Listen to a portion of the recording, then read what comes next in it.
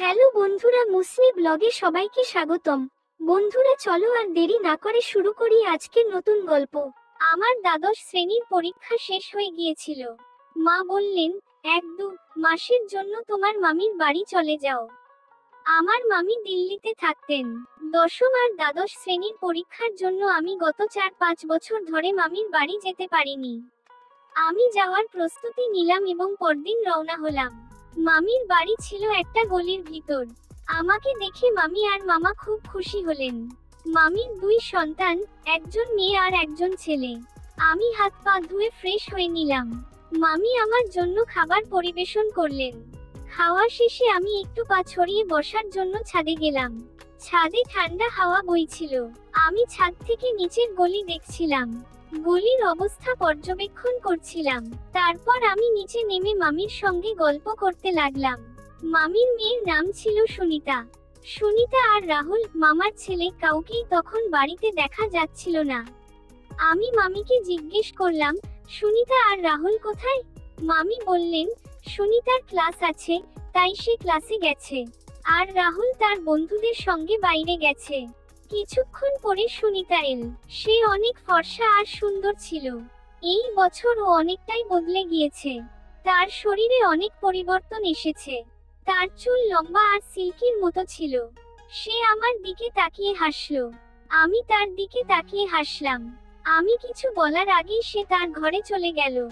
ঘরে গিয়ে সে ফ্রেশ হলো এবং মামি তাকে খাবার দিলেন। খাওয়া শেষে সে বই খুলে পড়তে বসে গেল। আমি তার পাশে গিয়ে কথা বলার চেষ্টা করলাম, কিন্তু আমি যাই জিজ্ঞেস করতাম, সে শুধু তার উত্তর দিত, তার বেশি কিছু বলতো না। আমি জিজ্ঞেস করলাম, তুই কোন ক্লাসে পড়িস?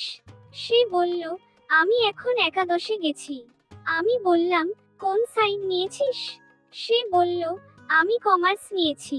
আমি আবার জিজ্ঞেস করলাম, তোর ক্লাসে কি এখন পরীক্ষা চলছে? সে বলল, হ্যাঁ, তাই তো পড়াশোনা করছি। এরপর সে উঠে ছাদে পড়তে চলে গেল। আমি মামি আর রাহুলের সঙ্গে গল্প করতে লাগলাম। কিন্তু গল্পের মাঝেও আমার মাথায় শুধু সুনিতার চিন্তাই ঘুরপাক খাচ্ছিল। সন্ধেবেলা আমরা সবাই একসঙ্গে খাওয়া দাওয়া করলাম। গরমকাল ছিল, তাই আমরা সবাই ছাদে ঘুমাতে গেলাম। ছাদে সুনিতা বিছানা পাতছিল। আমার বিছানাও একপাশে পাতা হলো।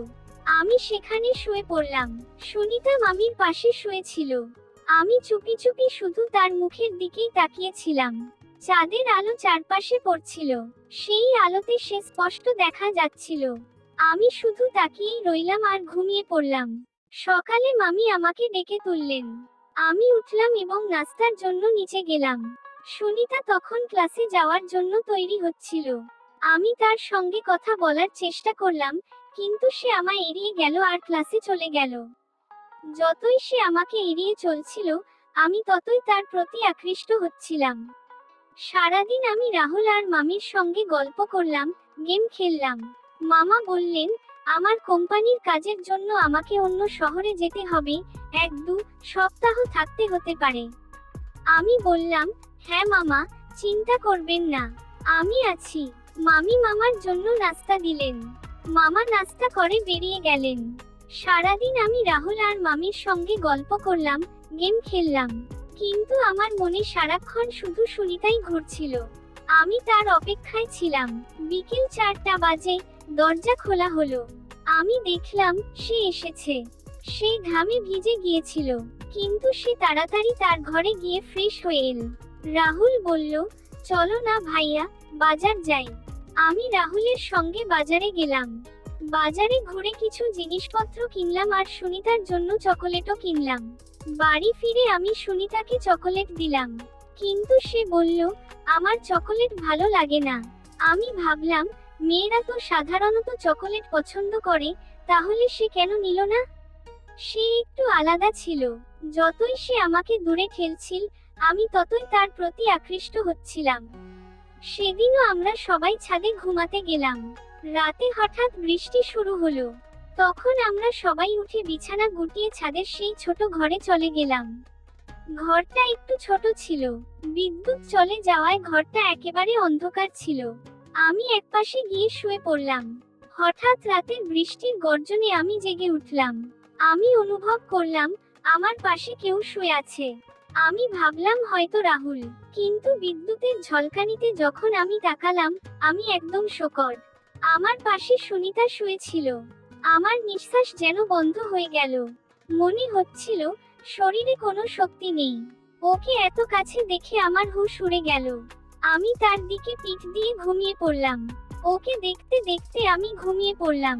পরিস্থিতি একটু স্বাভাবিক হলো, আর আমার মনে সুনিতাকে স্পর্শ করার ইচ্ছে জাগতে লাগলো। কিন্তু আবার ভয়ও লাগছিল, যদি তাকে ছুঁই আর সে জেগে যায়, তাহলে বড় ঝামেলা হয়ে যাবে। আমি বুঝতে পারলাম, রাতে ঘর অন্ধকার থাকার কারণে সে বুঝতে পারেনি আমি পাশে শুয়ে আছি। হয়তো মামির পাশে শুতে গিয়েছিল এবং ভুলবশত আমার পাশে শুয়ে পড়েছিল। যদি জানতো আমি ওখানে আছি, তাহলে সে কখনোই এখানে শুতো না। এখন আমার আগে এটা জানা দরকার ছিল, সে ইচ্ছাকৃতভাবে আমার পাশে শুয়েছে নাকি ভুল করে। আমি ঘুমের ভান করে তার কাঁধে হাত রাখলাম। তার কাঁধে হাত রাখতেই মনে হলো যেন শরীরে বিদ্যুৎ খেলে গেল। আমার স্পর্শে সে জেগে উঠল এবং আমার হাত সরিয়ে সাইডে সরিয়ে দিল। আমি ঘুমের ভান করেই থাকলাম। সে উঠে বসে আমার দিকে তাকাতে লাগলো। অন্ধকারে আমি কিছুই স্পষ্ট দেখতে পাচ্ছিলাম না, কিন্তু বিদ্যুতের আলোয় সে আমার মুখ দেখে ফেললো এবং দ্রুত উঠে মামির অন্য পাশে গিয়ে শুয়ে পড়ল। কিছুক্ষণ পরে আমি দেখলাম সে সেখানেই শুয়ে পড়েছে। আমার মনে হলো, আমার স্পর্শের কারণেই সে জেগে উঠেছিল। যাই হোক, আমি ঘুমিয়ে পড়লাম। পরদিন তার খুব কঠিন পরীক্ষা ছিল, তাই সে খুব টেনশনে ছিল। আমি জিজ্ঞেস করলাম, কাল কি পরীক্ষা আছে? সে বলল, আমার ম্যাথের পরীক্ষা। আমি বললাম, আমি তো ম্যাথে খুব ভালো, আর অনেক ভালো নম্বর পাই। আমি চাইলে তোকে পড়াতে পারি। আমি সুনিতাকে ম্যাথ পড়ানোর প্রস্তাব দিলাম। সে একটু ভেবে রাজি হলো। আমি বললাম, চল, উপরতলার রুমে পড়ি। সে হ্যাঁ বলল, আর আমরা বই কপি নিয়ে উপরতলায় চলে গেলাম। আমি তাকে ম্যাথ পড়াতে শুরু করলাম। পড়ানোর সময় মাঝে মাঝে আমি তাকে ছুঁয়ে ফেলছিলাম। যখনই তাকে ছুঁয়ে যাচ্ছিলাম, মনে হচ্ছিল আমার শরীর দিয়ে বিদ্যুৎ বয়ে যাচ্ছে। পড়াতে পড়াতে রাত হয়ে গেল। আমরা দুজনেই রাতের খাবার খেয়ে ঘুমিয়ে পড়লাম। পরদিন সে পরীক্ষা দিয়ে বাড়ি ফিরল, খুব খুশি ছিল। মামি জিজ্ঞেস করলেন, কেমন হলো পরীক্ষা? সে বলল, মা, আজকের পরীক্ষা খুব ভালো হয়েছে। সে আমার কাছে এসে বলল, থ্যাংক ইউ, তোমার জন্যই আমার আজকের পরীক্ষা এত ভালো হয়েছে। সে বলল, এখন আমার পরীক্ষা শেষ, কয়েক দিনের ছুটি পেয়েছি। আমি খুব খুশি হলাম। এখন সে আমার সঙ্গে খুব খোলামেলা কথা বলতো। আমরা তিনজন খুব আনন্দ করতাম, গল্প করতাম। এইভাবে কিছু দিন কেটে গেল। এক রাতে, প্রতিদিনের মতো ছাদে ঘুমাতে গেলাম। হঠাৎ মাঝরাতে বৃষ্টি শুরু হলো। আমরা বিছানা গুটিয়ে আবার সেই ছোট ঘরে চলে গেলাম। সেখানে বিছানা পেতে আমরা চারজন ঘুমিয়ে পড়লাম। হঠাৎ করে রাতে আবার আমার ঘুম ভাঙল। আমার মনে হলো আমার পাশে কেউ শুয়ে আছে। আমি ভাবলাম, হয়তো রাহুল। কিন্তু বিদ্যুতের আলোয় দেখলাম, সুনিতা আমার পাশে শুয়ে আছে। আমি ভাবলাম, সে আবার আমার পাশে কেন শুয়েছে? যদি সকালে মামি দেখে ফেলেন, তাহলে কি ভাববেন? আমি তাকে সরাতে চাইলাম, কিন্তু সরাসরি জাগাতে চাইছিলাম না। তাই আমি ইচ্ছা করে তার কাঁধে হাত রাখলাম। সে আমার হাত সরিয়ে দিল, উঠে বসে আমার দিকে তাকালো। আমি ঘুমের ভান করে থাকলাম। পরে সে আবার শুয়ে পড়ল। আমি ভাবলাম, অন্য কোথাও গিয়ে শুই, কিন্তু ঘরটা ছোট ছিল, তাই জায়গা ছিল না। আমি দেওয়ালের দিকে মুখ করে ঘুমাতে গেলাম, কিন্তু তারপর আমার মাথায় নানা চিন্তা ঘুরতে লাগলো। আমি আবার তার দিকে ঘুরে শুলাম এবং আমার হাত তার কোমরে রাখলাম। কোমরে হাত রাখতেই এক অদ্ভুত অনুভূতি হচ্ছিল। আমি অপেক্ষা করছিলাম, সে কি করে, কিন্তু মনে হলো সে গভীর ঘুমে ছিল। সে তার উপর চাদর দিয়ে শুয়েছিল। আমি চাদরের উপর দিয়েই হাত বোলাতে লাগলাম, কিন্তু সে কিছু বলল না। ঘর ছিল একদম অন্ধকার, আর বাইরে প্রবল বৃষ্টি হচ্ছিল। আমার ভেতরে একরকম আগুন জ্বলছিল। সাহস বেড়ে গেল এবং আমি তার আরো কাছাকাছি সরে এলাম। আমাদের মধ্যে খুব কম দূরত্ব ছিল। কিন্তু ঠিক তখনই আমি যখন চাদরের নিচে হাত দিলাম, সে আমার হাত চেপে ধরল। আমি তো হতবাক। এরপর আমি আর কিছু করলাম না, ঘুমের ভান করতেই থাকলাম।